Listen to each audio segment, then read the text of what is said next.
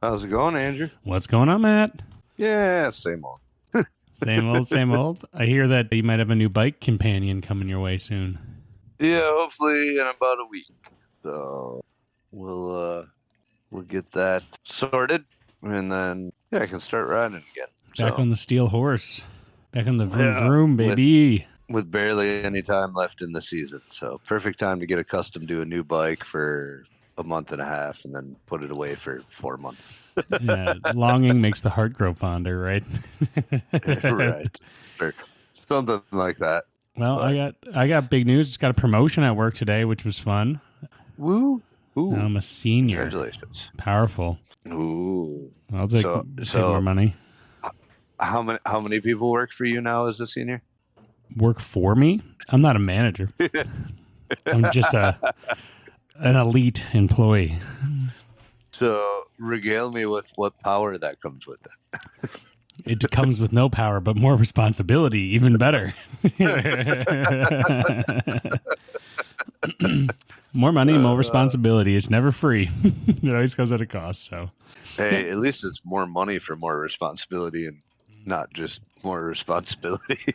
The challenge with getting senior at my work is it starts with you basically have to do the more responsibility for free for like a year to prove that you deserve, that you've built out enough of like a justification to be made a senior.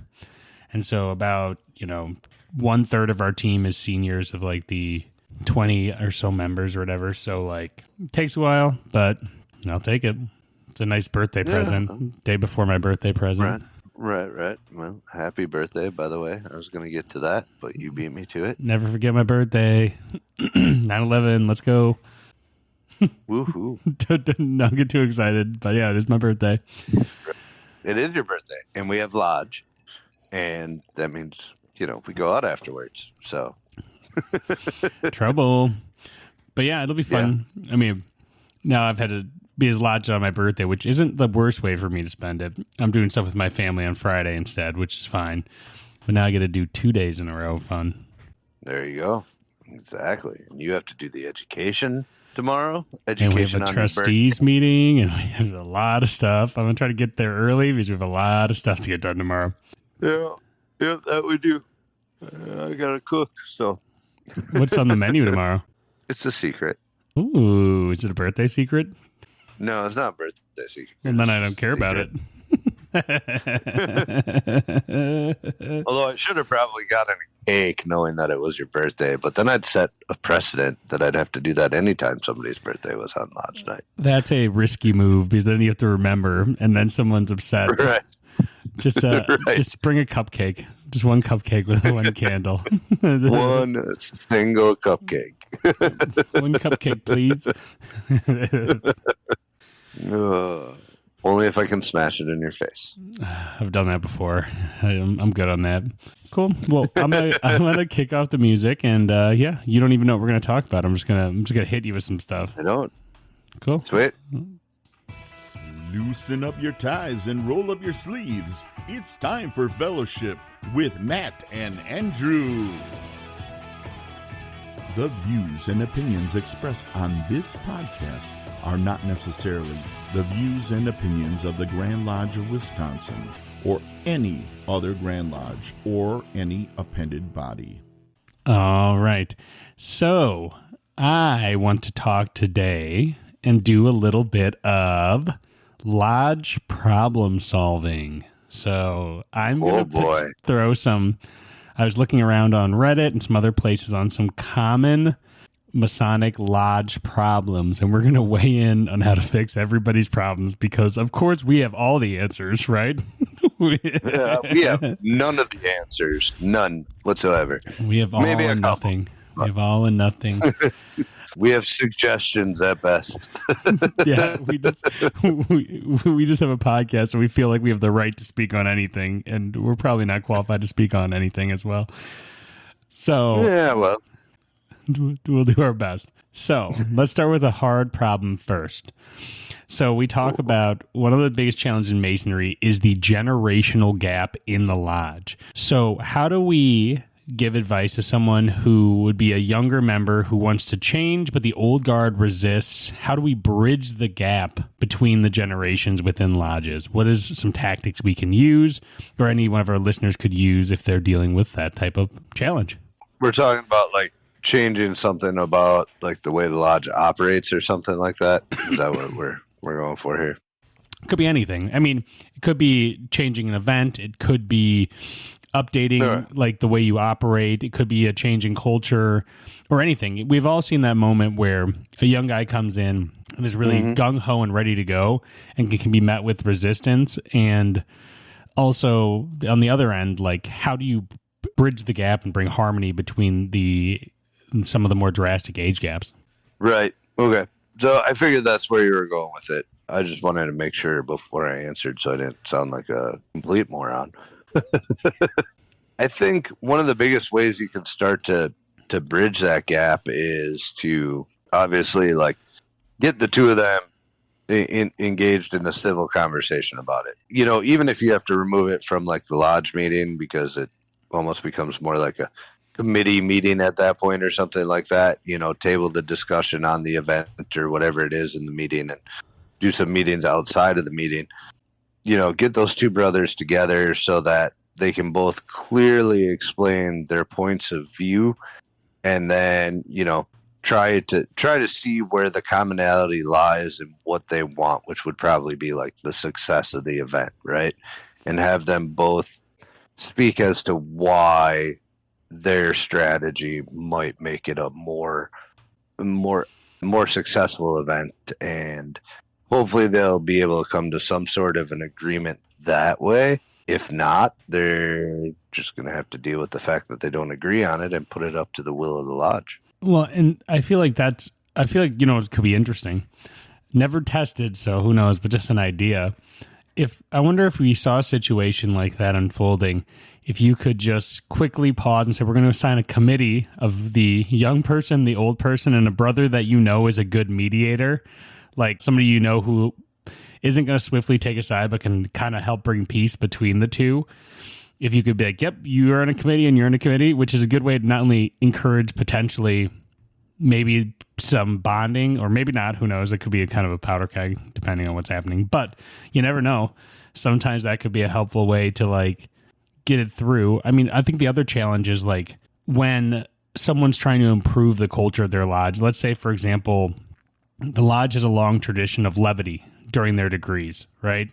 And somebody comes in who's new, and let's say young, not necessarily as young in age, but young to the lodge could be another thing, right?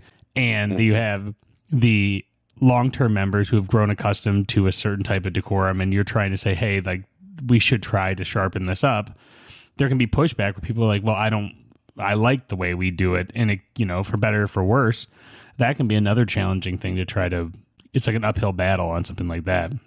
Sometimes that can be an uphill battle, but I think ultimately, like, that's I don't want to say an easier one to navigate, but I feel like it is, because, you know, if it's where like stuff is like missing, or not missing or necessarily, like maybe a little lax in certain areas, somebody's saying, well, that's just kind of the way we do it. We don't take ourselves all that seriously. You know, that's one that's kind of like easily batted back at them. Like, do you think George Washington didn't take himself seriously? Like, you know. But you know how people can get set in their ways, though, too. I feel like that one's a little more challenging. I think my advice on that one would be talk to the individual members of the lodge and try to figure out, like, where their stance is, because you probably will find that what I've noticed is sometimes those who push against that are sometimes the most vocal, but they're not always in the majority either. And so sometimes if you start having conversations one-to-one with various brothers, like, this is why this is important to me, stuff like that, you can help change the overall mindset of the lodge, which once you have the majority behind you, then you bet, guys, we need to tighten this up. And you can see change that way too. Right, I would agree. I mean, man, it's a weird one, because I guess I don't feel like I've ever really encountered a situation where I've been like, I think we need to do this better, and we should start either A, doing it, or B, practicing so it gets better, and had somebody go, well, no, I don't think we should get better. But it might not always be said, but it could also be like an action. Like they don't they don't take it seriously. B, they don't show up when you need them, or who knows? You know what I mean? You know, there's always personality things that can get in the way and make things just complex. When the simple solution is like make them better, you should be better, and people are like, you know what, you're right, I should be better, but it's not always that simple. I mean, I'm sure they could do like the passive aggressive thing where they're like, well, he's holding practices because he wants to get us better at this, but I like the way we do it now, so I'm just not going to go to practice. But like, are you necessarily going to pick up on that to even know that like that's his way of like protesting what you're trying to do? I mean, we've all seen those characters, and not to name names, but let's say we imagine a Tyler who you ask not to always knock 3 times and not to just like walk in the room randomly and joke around. And I have a specific man in mind, and you tell him, and he just laughs at you and goes like, yeah. And then it's like, but I'm going to keep doing that. And you're like, and so like it can get, you know, you never know. Those guys exist too. Yeah, but that's just okay. So that's a unique case because I don't think anybody saying anything to him would get him to change. You just gotta stop putting him as Tyler unless you like it. Right. Well, I mean, he wants to be involved in stuff, but he's definitely just kind of like, you know, like sometimes you go into it knowing that's what you're gonna get, right? And in his case, I don't think it's malicious. There's no malicious intent behind it. So I think that's another key to this problem, right? Is there being like in disagreement? Does it have a malicious intent behind it? Do they purposely want to tank it, or is it just they're aloof and that's who they are, and you just know that and have to deal with it? Yeah, I guess another good piece of advice would be pick your battles. You know what I mean? Be like, hey, right. I want him to be involved. It's going to come with some silliness. We're going to make sure that everyone's silly, but for him, like, we'll do it for him. It's fine if he wants to do that a little bit. You know what I mean? Like, while still trying to make improvements, while still respecting the brethren who have been, you know, working at that lodge for years and years and years, and saying, hey, I guess there's another good point in giving some of those guys grace too, and not just be like poo-pooing over everything they've ever done all the time, because that's not going to help the lodge either.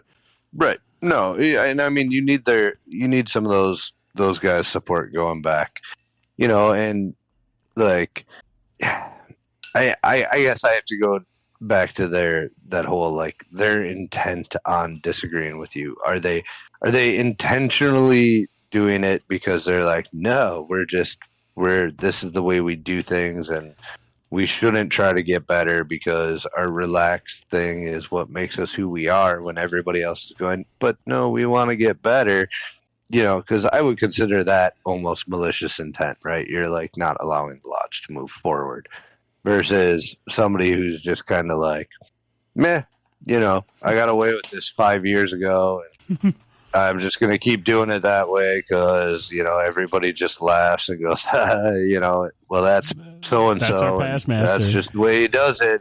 And you know what you get with him, right? And everybody kind of has fun with it and jokes about it, and it's silly, and, you know, it brings a different experience with it, right? So it's like our beloved 92-year-old past master who talks at inappropriate times because he doesn't realize how loud he is because his hearing aids aren't so good no more. And then it's like, if anyone else did that, you'd be like, all right, this is unacceptable. When it's him, you go, he's earned it. I go, and he can't hear that good, so it's fine. Right. Or, you know, he gets up in the middle of you delivering a charge to go talk to the secretary about his dues. Loudly, because you can't tell how loud he's talking. I know. Right. God. Do you remember when that happened? I do. You know, I called him. I still haven't heard from him. I'm going to call him again tomorrow and see if he needs a ride to lodge, because I like bringing him in to rabble-rouse you boys. As he deserves. I love seeing him. So I love Don. He's a good man. So, yeah, I think there's some good ideas there. I think it is a lot of just finding a place of mutual respect and then trying to find a way to move forward together so that it's not a duality. It's not a you versus them. It's let's move together as a lodge type of thing. Second problem, you got a big event going on. Attendance has been dropping year over year. How do you spice up an event or address events that are losing their momentum in a lodge?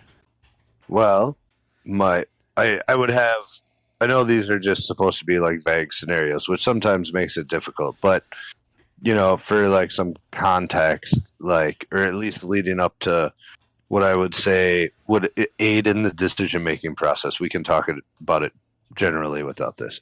How long have you been doing the event? Does it align with like the type of events that your members like to see today? Because if this is an event that's been going on for like 50 years, let's say, is it still relevant to the Masons of today?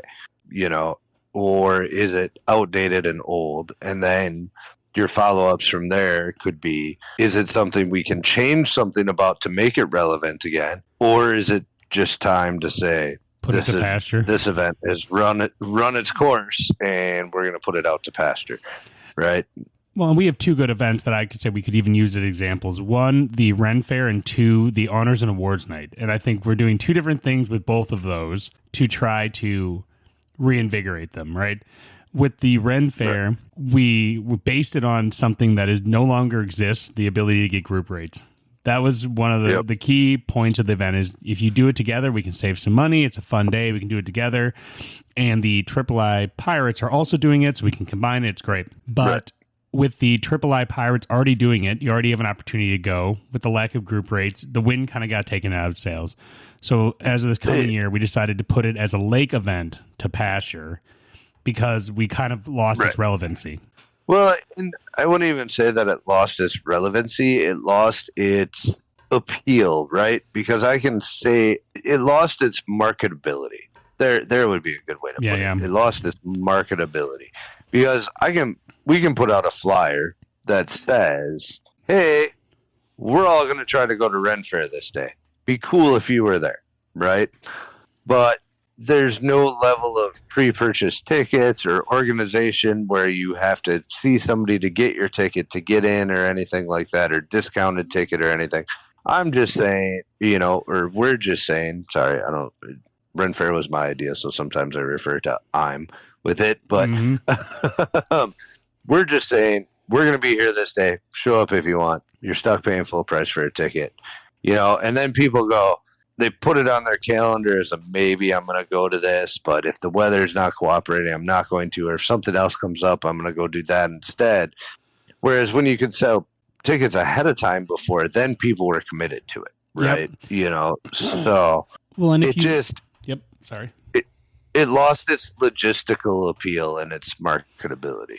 Well, and then if you wanted to try to reinvigorate something like that, you have to create some new draw. Like say, all right, when you go as brothers, we're going to do a tournament of all the games on the grounds. You could say, we're going to all start at the archery thing. We're going to do that. We're going to keep score. We're going to have a score. You'd have to add something that made it special or to go at the same time. Scavenger hunt or something, right? With an award, so you'd have to get your scavenger hunt card, but then you have to put in the legwork of going down to Ren Fair, which is already expensive ahead of time to figure out what your scavenger hunt stuff is going to be and hope it's still there potentially a couple of months later, right? So, but logistically, it became a nightmare. It just didn't make sense anymore. But I'm saying if we take it out of the literal context, if you're looking for something that's not working, you either need to change it, meaning find something to add value or something interesting. And so, for example, with our Honors and Awards Night, the attendance has been brutal. It's been short. And then this year, our Worshipful Master's like, we're going to add a meal and we're going to try to add more stuff to this to make it actually worth people's time, which I think is a great idea. Right. I really want to talk about next year doing silly awards, like kind of like a mini roast with it on top of the good ones. So you'd have build up of silly before you go to the actual like big boy awards and something like that. We got to come up with a fun name for him though. Michael Scott had the Dundees, so we got to come up with the something. Yeah, and we should get stupid cheap trophies that go with it, and you could do the smelliest after the bathroom award, or whatever awards you could think of. That's what I want to do. You should get bowling trophies, just with a little bowler on top of them, because it has absolutely no relevance. Well, and I want to come up with a bunch of funny awards, like that are generic enough, and then send a poll out asking for people to nominate and vote on brothers for the awards, and say, so whoever got like the Jack of all trades awards, you can do some that are funny and some that are like, we did something like that. The shiniest shoes award. Yeah. Yep. The most pins award and like something like that. And you can do some other silly ones. And this is a flair. That's the Pieces of Flair Award. Yep. Like the Swagger Award or something. But yeah, you have to like really think. I think the best thing to do is like, are you having fun there? What would make you have fun there? And like, what? And then if you think it'd be fun, other people will probably think it's fun too. Right. Well, I mean, even this year we incorporated like a dinner with it, and like we're trying to bring significant others there, maybe do some extra awards, stuff like that, and really build it up, make it more engaging. You know, that was brutal last year. That was the most brutal thing I had to do all year. Yeah, I wanted to die. I wanted to die, and I wasn't you. I was just watching you. I was like, oh, boy. 10 people there. I'm trying to find a way to crack a joke here or there as I give out awards. It's just not working out. And I'm like, we're there for 15 minutes. I'm like, why are we even here? No, like, yeah, it needs to be built out. Our master's making the step in the right direction to start building it up slowly to say, let's start with this. And he sets the groundwork that you can start to build from. I think I'd want it to be formal too. Like, so you dress up to get your awards to give it some dignity, some gravitas. Well, yeah, like suits or something. I don't know. I'd go like tuxes. I would just put it as formal, and tuxes are appropriate but not required. You know what I mean? So if you have a tux, you can wear it, but you're not required. So that means, you know, black suit, black tie, if you got them. But I'm not going to turn anyone at the door either. It's like I went to a wedding the other day. I was formal, and some people were in tuxes, some weren't. But it was still like, yeah, dress up a little bit, make it seem nice. But yeah, when you're thinking about these events, I think it's really looking at the event and just thinking, how I make cool. Do I get dunk tank? Question mark. Do we dunk the master? Dunk the worshipful master. You know, that's not a bad idea. Put that in your open house. The open house I think we should do one of those at the open house this upcoming year. Dude, definitely open house 2026. Andrew's going to be in the dunk tank. I volunteer as tribute. I'll sit there all day, baby, getting dunked. And you know, it's right at the beginning of September, so it'll be like 8 months into your year. Everybody will have had enough of you and definitely be paying up to the lodge to dunk you. And you know what? I will buy like a really cheap suit on like Amazon that's like $80, and I'll wear a suit when I'm getting dunked the whole time. So oh my god, that might be fun. That might be a lot of fun, actually. And they're not expensive to rent. Well, that might have changed. Everything's changed since the last time I did some of that kind of stuff. But I'm glad you brought up the open house, because while we're on the topic of events, it might be a good time to discuss like new events and how long you should stick with a new event before you decide whether it's going to continue going or not. And we have two great examples of that. One that just hit the 3-year mark, and one that's at the 2-year mark with the open house and Lux Golf. Those have both been successful events. They've been Lux Golf.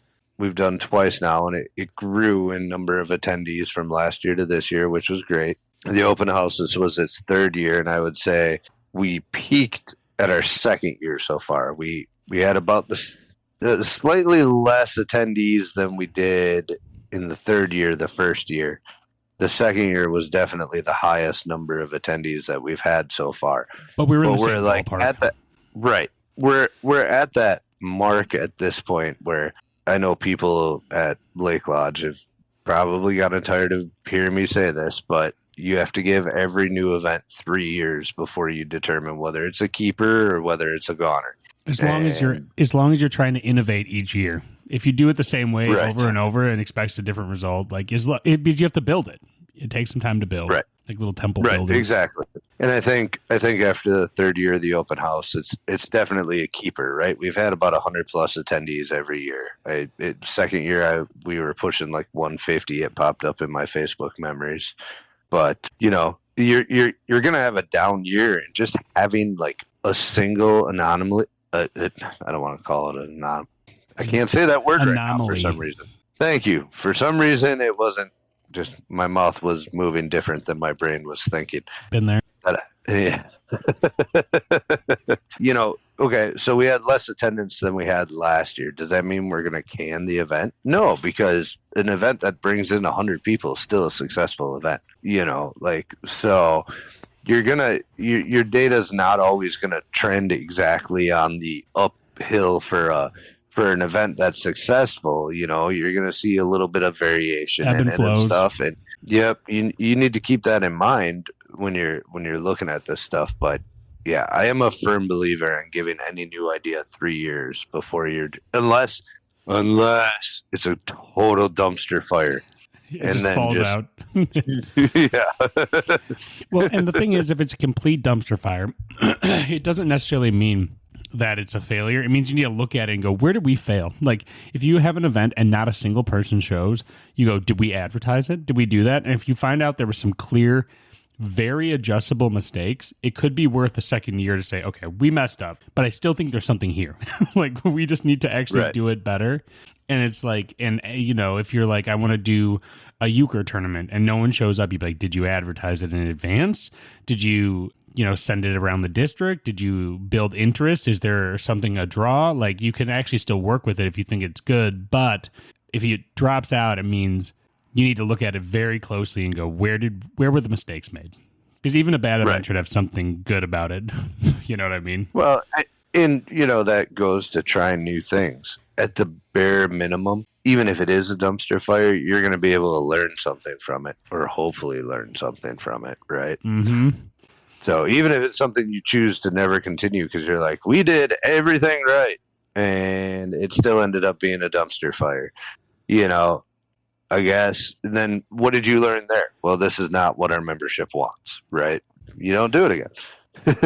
Yeah, I think with all these events, it just takes a little bit of passion and just contemplation, a little bit of passion and contemplation to figure out what's the secret sauce, and then never get satisfied with just always keeping it identical. Always think like, how could I make it a little bit better every year? Just a little bit. What's something that we could add that we didn't quite, even if it's tiny, those little touches can go a long way too. Just the light little nuances to make it spicier, if you like spice like me. But so just depends. Now, we're running low on time, so I have one more question I wanted to get through that's near and dear to my heart, the tech tug of war. Ooh. How do you deal with a lodge that does not want to modernize its communication and its tech usage to be in the 21st century? How do you make it feel like it's to be helpful, not like some sort of hostile takeover to push people out? The classic, can you check your email? Hey, we're going to do email communication. Well, can you text me that you emailed me, and then I'll check my email? Can you text me that you emailed? That is one of my, I'm going to put it nicely and say pet peeves. I hate it.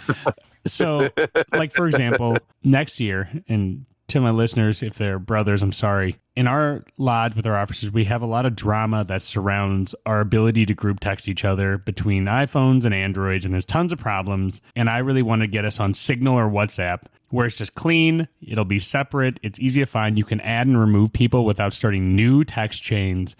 And I really want to push next year to get our officers and the lodge on Signal. Absolutely not. Well, we're going to try. And I think that... I'm already on it, dude. I know, but I think that like the challenge is that like a lot of people don't see the benefit because they're unwilling to even try and say, just like, give it a try. And so I have a challenge with that, like, or even like using our Groupable and Mori app, which are like very helpful tools if they're utilized. It's an uphill battle, and I really want to find a nice way to make it feel like we're not making it harder for them, but that we're actually showing why it's actually making it easier. And the hardest part is the what do they call it in video games when a game takes some time to get good at? It's a steep learning curve. It's trying to make the learning curve less steep, I think, is the challenge. So my recommendation, and what I would do, is doing one of the education nights, being like, all right, we're going to talk about this tech so we can make it as palatable as possible and easy to follow, so that first learning curve the incline is reduced, so it's easier to meet, and then you can actually start to feel the benefits where you're like, this has got easier. Same with us using the Google Drive and stuff like that. Like, how can we make it easier for people to understand? Like, the reason that officers are oftentimes advocating is because it will make things easier, but it needs you to get over that hump. Yeah, tech's an interesting one because I feel like you have two groups right now that are like not anti-tech, but like don't necessarily want to learn how to do new stuff, or aren't necessarily like as attached to their phones as like my age group and your age group, right? Mm-hmm. Like, you have this window right now with like 30 to 45-year-olds that are like, hooked. Yep.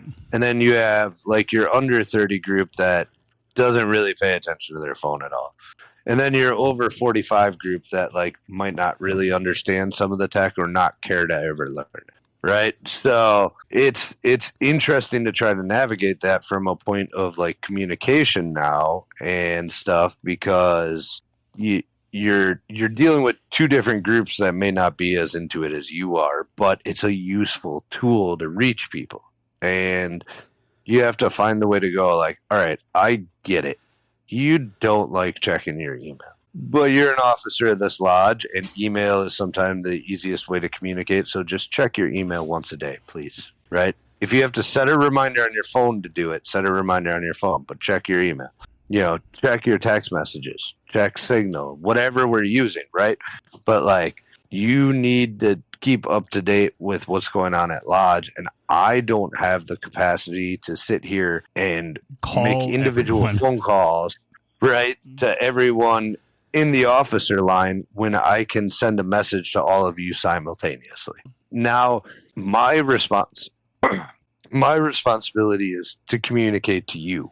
Your responsibility is to actively receive those communications and look for them. And like, our sitting master had a good point where he's like, when I send something out to a group, can you minimum just respond, yep, Roger, 10-4, just to acknowledge that you saw it. That you saw it, right. Yep. And then you could say more if you had some commentary you needed to make. But like, that's hugely helpful because that makes sure that that everyone's aligned. And I think one of the key tactics that needs to be used when you really want there to be decent tech adoption with respect to brothers is you have to make it mandatory. Imagine if I was at work and they were like, hey, you got to use this new thing. And I just said, nah. And they'd be like, okay, then you don't work here. like that's not that I would go that extreme in a fraternal sense, but that you really need to be like, if you're going to be a functional member of this team, we need to meet the level, and I will try to reduce the amount of tech I'm throwing at you. But there has to be like a minimum understanding, like that